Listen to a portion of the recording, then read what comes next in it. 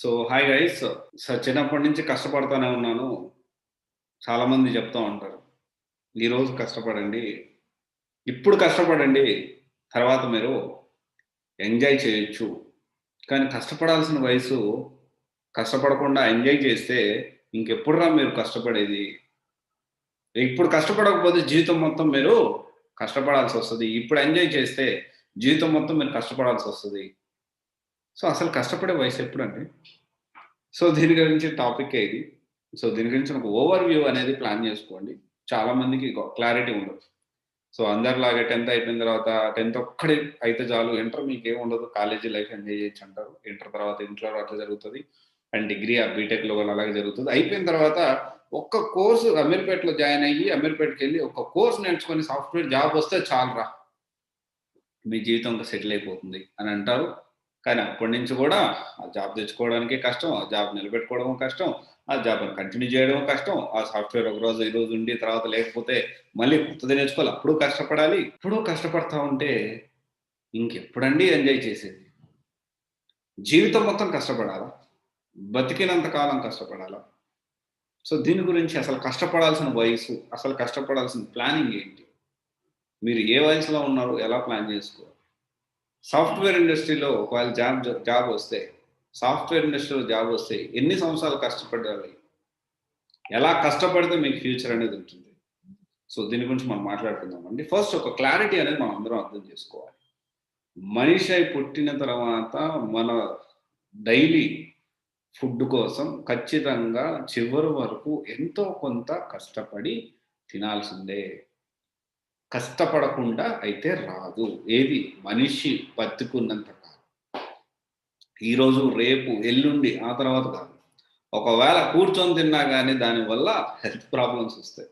Compulsory. ఒకప్పుడు ఆది మానవుడు ప్రీవియస్‌గా ఒకసారి బ్యాక్‌కెళ్తే వాళ్ళకి ఎలాంటి ఉద్యోగాలు లేవు. వాళ్ళ ఉద్యోగం వల్ల ఒక్కటే ఏంటి? వేటకెళ్ళడం, దాన్ని ఆ వేటలో కష్టపడి వచ్చిన దాన్ని తినడం. ఆ తర్వాత కొంత ఫార్మింగ్ అనేది అక్కడ మంచిగా నేల ఉంది. మంచి సారవంతమైన నేల ఉందంటే, అక్కడ సంచార జీవుల్లా బతికేవాళ్ళం గదా! అక్కడేంటి మనిషి జాతి గురించి మనం మాట్లాడుతున్నాం. అక్కడి నుంచి ఎందుకొస్తున్నానో కూడా నీకు క్లియర్‌గా చెప్తాను. కొంచెం వెయిట్ చేయండి. అప్పుడేం చేసేవాళ్ళు సంచార జీవుల్లాగా ఒక దగ్గర సారవంతమైన భూముంటే, అక్కడికెళ్ళి ఏం చేసేవాళ్ళు, అక్కడ వ్యవసాయం పండించుకునేవాళ్ళు, తినేవాళ్ళు. గోధుమలు లేకపోతే వరో ఇంకోటో పండించుకొని అక్కడే తినేవాళ్ళు. అక్కడ ఒక 3 సార్లు, 4 సార్లు, 5 సార్లు లేకపోతే ఒక కొన్ని సంవత్సరాలు అక్కడ ఉన్న తర్వాత అక్కడ పూర్తిగా బీడుబోయి ఇక పంటలు కష్టం రా అనుకుంటే ఇంకొక మంచి ప్లేస్‌కి మూవ్ అయ్యేవాళ్ళు. ఇప్పుడు మూవ్ అయ్యి వాళ్ళొకటే పని. అంటే వంట చేసుకోవడం, లేకపోతే కష్టపడడం, వచ్చిన ఫుడ్‌ని తినడం. ఓవర్ ఏ పీరియడ్ ఆఫ్ టైమ్‌లో ఇది చేంజ్ అయింది. ఎంజాయ్‌మెంట్ అని ప్రెజెంట్ ఉన్న సిట్యుయేషన్‌లో అటు తిరగడం, ఇటు తిరగడం అప్పుడు లేవు ఇవన్నీ. ఇక్కడ మనం అందరం అర్థం చేసుకోవాల్సిన విషయం ఏంటి అంటే, మనిషి పుట్టిన తర్వాత చనిపోయే వరకు కూడా మనం ఫుడ్ కోసం ఎంతో కొంత కష్టపడాల్సిందే. అంతా ఉన్నా గాని దాన్ని వండుకొని తినడానికైనా గాని కొంచెం కష్టపడాల్సిందే. అది అందరూ అర్థం జేసుకోవాలి. ఇంక బాగా డబ్బున్నోళ్ళ సంగతంటే కూర్చొని తింటారు, వంట మనుషులుంటారు, ఇంకోరుంటారు. వాళ్ళ గురించి మనం మాట్లాడట్లా. I'm completely talking about middle class family. And here software ఇండస్ట్రీలో నువ్వెళ్ళిన తర్వాత, సరే ఏదో ఒక కోర్స్ నేర్చుకున్నావు. ఒక జాబొచ్చింది. చాలా మంది చేసే మిస్టేక్ ఏందంటే జాబొచ్చిందని జెప్పి తెగ తిరుగుతారండి. ఆఫీస్ టైమ్‌లో వాళ్ళు ఏదైతే టాస్క్ ఇచ్చారో, ఆ టాస్క్ మాత్రమే చేసి కంప్లీట్ చేస్తారు. ఒక ఇనిషియల్ డేస్‌లో కొంచెం టైమ్ ఎక్కువ పట్టినా ఓవర్ ఎ పీరియడ్ ఆఫ్ టైమ్‌లో అదనేది తగ్గిపోతా వస్తది. ఆ టైమ్‌లో కష్టపడతారు, అయిపోతుంది. తర్వాత ఆఫీస్ వదిలేసార్రా అంటే, ఈ గర్ల్ ఫ్రెండ్‌నో, బాయ్ ఫ్రెండ్‌నో ఎసుకొని తిరుగుతా ఉంటారు కొంతమంది. లేకపోతే ఇంకొంతమంది ఇంగ రకరకాలు కొంతమంది సినిమాలు పిచ్చుంటది, కొంతమంది తాగుడు పిచ్చుంటది, కొంతమంది ఎంజాయ్ జేయాలి, బార్‌లకెళ్ళాలి, రెస్టారెంట్‌కెళ్ళాలి, లేకపోతే పబ్‌లకెళ్ళాలి కొంతమంది ఎవరి ఇంట్రెస్ట్‌ని బట్టి వాళ్ళు ఎంజాయ్ చేస్తారు. అసలు ఏం లేదు కొంతమందుంటారు. రిలాక్స్‌గా ఇంట్లో ఉందాం రా భయ్! ఇంట్లో టీవీ చూసుకుంటూ పడుకుందాం అట్లా కొంతమందుంటారు. ఎవరు డిపెండ్స్. వాళ్ళ సిట్యుయేషన్ బట్టి, వాళ్ళ మెంటాలిటీని బట్టి వాళ్ళు ఎంజాయ్ చేస్తారు. కానీ ఇనిషియల్‌గా ఇది మాత్రం అస్సలు చేయకండి. ఇనిషియల్‌గా మీరు లెర్నింగ్ టైమ్ అనేది పెట్టుకోవాలి. ఎక్కువ పెట్టుకోవాలి.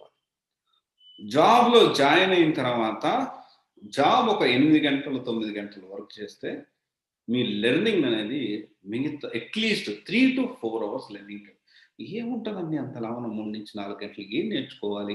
నేను ఆల్రెడీ కోర్స్ నేర్చుకున్న జాబ్ వచ్చేసింది. అయిపోయింది. జాబ్ వాళ్ళు ఇచ్చిన టాస్క్‌లు చేస్తా ఉన్నా.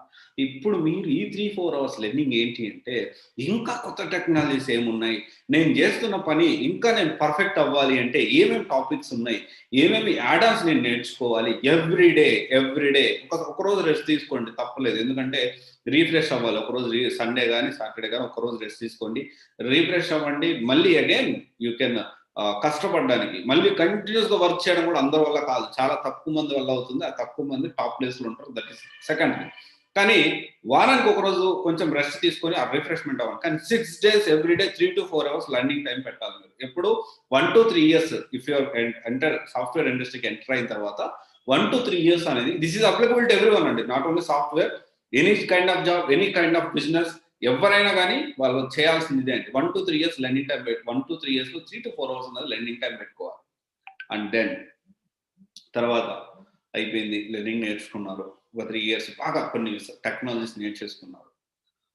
ఇప్పుడు 1-3 ఇయర్స్ ఎంజాయ్‌మెంట్ అనేది కొంచెం పక్కన పెట్టాల్సిందే. ఇక్కడ 3-5 ఇయర్స్ టైమ్ అంటుంది. 3-5 ఇయర్స్ టైమ్ అంటే డెఫినెట్‌లీ మీకు కొంత అప్పటికి కొంచెం మ్యారేజ్ గాని లేకపోతే ఓకే సర్టెన్ ఏజ్ ఉంటుంది. ప్యాకేజ్ కూడా మీకు 3 ఇయర్స్ తర్వాత బాగా పెరుగుతుంది. 3-5 ఇయర్స్ మధ్యలో అట్‌లీస్ట్ 2-3 అవర్స్ లెర్నింగ్ పెట్టండి. మీకు వర్కింగ్ టైమ్ కూడా ఒక్కొక్కసారి 8 అవర్స్ కంటే తక్కువ కూడా ఉండొచ్చు. 6 అవర్స్, 7 అవర్స్ కూడా ఉండొచ్చు. ఎందుకంటే మీరు ఆల్రెడీ వర్క్ అనేది అలవాటయిపోయారు కాబట్టి. ఇక్కడ కూడా మీరు అర్థం చేసుకోవాల్సిన విషయం ఏంటి అంటే లెర్నింగ్ అనేది 2-3 అవర్స్ అని ఇక్కడ కూడా పెట్టాలి. కానీ ఇక్కడ కొంత మనం టైం అనేది వర్క్ లైఫ్, పర్సనల్ లైఫ్ ఇక్కడ నుంచి మీరు బ్యాలెన్స్ చేయడం అనేది స్టార్ట్ చేయండి. అండ్ 1-3 ఇయర్స్ అయితే కంప్లీట్ ఫోకస్ వర్క్ లైఫ్‌లో ఉండాలి. కానీ 3-5 ఇయర్స్ 3 ఇయర్స్ తర్వాత నుంచి start enjoying your work life, personal life and work life. 2 enjoy చేయగల కెపాసిటీ గాని, క్యాపబిలిటీ గాని మీకు ఉంటుంది. ఎందుకంటే మీరు వర్క్ గురించి ఎక్కువ ఆఫీస్ నుంచి బయటకొచ్చిన తర్వాత ఆఫీస్ గురించి ఆలోచించి టెన్షన్ పడేంత అవసరం అనేది మీకు ఉండదు. ఎందుకంటే you are very habituated to that, right? So ఇక్కడ 2-3 అవర్స్ అనేది మీరు కొంత లెర్నింగ్ టైమ్ అనేది పెట్టుకోవాలి. అండ్ దెన్ 5 ఇయర్స్ అండి. 5 ఇయర్స్ అనేది 5 ఇయర్స్ తర్వాత 5-10 ఇయర్స్ మధ్యలో మీ లెర్నింగ్ టైమ్ అనేది ఒక్క గంట చాలండి. 1 hour is more sufficient. 5-10 years మధ్యలో. సాఫ్ట్‌వేర్ ఇండస్ట్రీలో జాబ్ నిలబెట్టుకోవాలంటే ఖచ్చితంగా ఈ ఫార్ములా ఫాలో అవ్వాల్సిందే. గుర్తుపెట్టుకోండి. ఇ చాలామంది 5-10 ఇయర్స్ మధ్యలో కూడా నేమి నేర్చుకోరు. అప్పుడు కూడా ఇంకా దే విల్ స్టిల్ స్ట్రగుల్ అవుతా ఉంటారు ఇంకా. 5 ఇయర్స్ ఎక్స్‌పీరియన్స్ వచ్చింది. అయినా స్ట్రగుల్ అవుతున్నారు. ఎందుకు స్ట్రగుల్ అవుతున్నారంటే they did not follow first. They did not took right decision. Right decision తీసుకోలేదు. ఒకవేళ రైట్ డెసిషన్ తీసుకున్నా they did not upgrading each and every time. They are not upgrading themself. Personal growth అనేది లేదక్కడ. Personal growth అనేది ఉండాలి. ఏదైతే కంపెనీలో ఉన్నారో, కంపెనీలో ఎంతైతే సాలరీ వస్తుందో, ప్యాకేజ్ వస్తుందో దాంతో పాటు పర్సనల్ గ్రోత్ కూడా ఇక్కడ ఉండాలండి. అట్లా కాకుండా నేను జాబ్ చేసుకుంటున్నాను, నాకు 1,00,000 వస్తుంది, నాకు 2,00,000 వస్తున్నాయి అంటే డెఫినెట్‌లీ ఈ 5-10 ఇయర్స్ మధ్యలో ఖచ్చితంగా వీళ్ళు స్ట్రగుల్ అయ్యేదానికి పాసిబిలిటీస్ ఉన్నాయి. ఎందుకంటే కొత్తది నేర్చుకునే అలవాటు అనేది పోయింది వీళ్ళకి. రైట్? ఇక్కడ మీకు వర్క్ టైమ్ అనేది ఇక్కడ డిఫరెంట్‌గా ఉంటుంది. కొంతమందికి వర్క్ తగ్గుతుంది. కొంతమందికి వర్క్ పెరుగుతుంది. కానీ మోస్ట్ ఆఫ్ ద టైమ్ ఏంటి అంటే కొంచెం వర్క్ తక్కువ ఉండేదానికి ఛాన్స్ ఉంది. ఇఫ్ యూ అంటే ఒక లీడ్ మేనేజర్ గాని, టీమ్ లీడ్ గాని, మేనేజర్ గాని ఆ పొజిషన్‌కి మీరు వెళ్లారంటే. ఇక్కడ 1 అవర్ సరిపోతుందండి. ఇక్కడ వర్క్ చేస్తారు. ఎట్ ద సేమ్ టైమ్ మీకు పర్సనల్ లైఫ్ అనేది కూడా చాలా స్పేస్ దొరుకుతుంది. ఆ 5-10 ఇయర్స్ వచ్చేదాకా, ఆ 5 ఇయర్స్ దాటేదాకా మీరు ఎక్కువ టైం అనేది లెర్నింగ్‌కే పెట్టాలి. అక్కడ కూడా ఏంటి స్టెప్ బై స్టెప్ ప్లాన్ చేసుకోవాలి. ఇక్కడ మోస్ట్‌లీ ఒకటి గుర్తుపెట్టుకోండి. 40 ఇయర్స్‌కి వచ్చేసరికి రోజుకి 4 గంటలే పని పెట్టుకోండి. ఓకే. 4 గంటల పని, 1 గంట, 2 గంటలు 1 గంట, 2 గంటలు లెర్నింగ్‌కి పెట్టండి. అండ్ అట్ సేమ్ టైమ్ మిగతా టైం మీ ఇష్టం. మీ ఎంత ఎంజాయ్ చేయాలంటే, ఎంత మీరు హ్యాపీగా లైఫ్ లీడ్ చేయాలంటే అది చేయొచ్చు. చాలా మంది అనుకుంటారు 40 ఇయర్స్ వచ్చేసరికి మొత్తం ఎంగేజ్ అంతా పోతుంది. ఇంకేం ఎంజాయ్ చేస్తామని. ఇక్కడే మనం గుర్తుపెట్టుకోవాల్సిన విషయం ఏంటి అంటే ఫిట్‌నెస్ ఈస్ వెరీ ఇంపార్టెంట్. మీరు ఎంత డబ్బులు సంపాదించారనేది కాదు గానీ, మీరు ఫిట్‌గా ఉన్నారంటే అదే మీకు లక్షలు మిగులుస్తుంది. దాని టెన్షన్ పడి ఎక్కువ హెల్త్ అనేది ఖరాబ్ చేసుకుంటే దానివల్ల ఎంత డబ్బులు సంపాదించినా ఉపయోగం అనేది ఉండదు. ఓకే. డెఫినెట్లీ సాఫ్ట్‌వేర్ ఇండస్ట్రీలో సర్వైవ్ అవ్వాలి అంటే లెర్నింగ్ అనేది ఉండాలి. సాఫ్ట్‌వేర్ ఇండస్ట్రీలో గాని, లైఫ్‌లో గాని. డెఫినెట్లీ ఇది మీరు ఇంప్లిమెంట్ చేయండి. కావాలంటే ఇనిషియల్‌గా అట్‌లీస్ట్ 2, 3 మంత్స్ కొత్త విషయాలు ఎవ్రీడే ఇప్పుడు నేను చెప్పినట్టు 3-4 అవర్స్ ఉంది కదా! దాంట్లో 2 అవర్స్ అయినా పెట్టి చూడండి. Miracles. You can see miracles, wonders in your life. మీ జీవితంలో ఖచ్చితంగా మిరాకిల్స్ అనేది చూస్తారు. 100% నేను ఇది ఇంప్లిమెంట్ చేశాను, చేస్తున్నాను. ఓకే. ఇది ఒకసారి గుర్తుపెట్టుకోండి. ఓకే. సో ఇవన్నీ కూడా ఫాలో అవ్వాల్సిందే. ఎప్పుడు కూడా ఒక కోర్స్ నేర్చుకున్న, ఒక జాబ్ వచ్చింది, అయిపోయిందిరా అని మాత్రం అనుకోకండి. సాఫ్ట్‌వేర్ ఇండస్ట్రీలో you should keep on learning. Okay. Thank you. This is Raj signing off CVC Guidance Private Limited, one stop solution for all job oriented courses. Thank you.